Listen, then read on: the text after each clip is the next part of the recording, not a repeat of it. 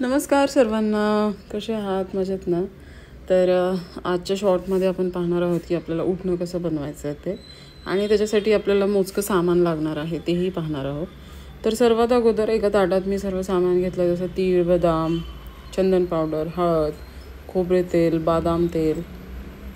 तर हे उठणं मी मिक्सर ग्राइंडरमध्ये न बनवता पाटावरवट्यावर बनवणार आहे. त्यासाठी मी रात्रीच चणा डाळ आणि मसूरची डाळ जी असते ती भिजवून ठेवली होती. सो ती छान भिजली आहे. दोन्ही डाळी घेतल्यात, तीळ घेतलेत आणि बदामसुद्धा घेतलेत. सो हे आपल्याला व्यवस्थित प्रकारे वाटून घ्यायचं आहे. सो जे उठणं आपण मिक्सरमध्ये बनवतो त्याच्यापेक्षा पाटावरवट्यावरचं जे उठणं आहे ते म्हणजे त्याची मजाच काहीतरी वेगळी आहे. सो मला हे जमत नव्हतं, पण मम्मीनी शिकवलं की पाटावरवट्यावर कसं बनवायचं ते, किंवा हे वाटायचं कसं पाटावर. सो मीही शिकून घेतलं आणि वाटलं आहे चांगल्या प्रकारे उठणं. तर उठणं वाटून घेतल्यावर आपल्याला ते एका वाटीत घ्यायचं आहे काढून.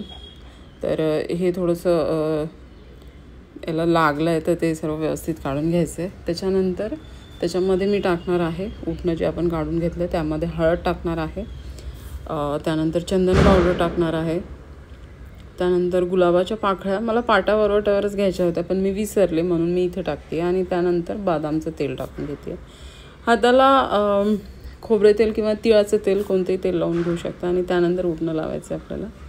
सो उठणं लावल्यावर जो ग्लो असतो त्या फार म्हणजे काहीही केलं तर तसा ग्लो येत नाही जसा उठणं लावल्यावर ग्लो येतो.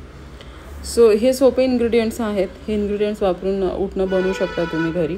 आणि हे उठणं कसं वाटलं मला कमेंट सेक्शनमध्ये नक्की सांगा, आणि प्लीज व्हिडिओला लाईक करा.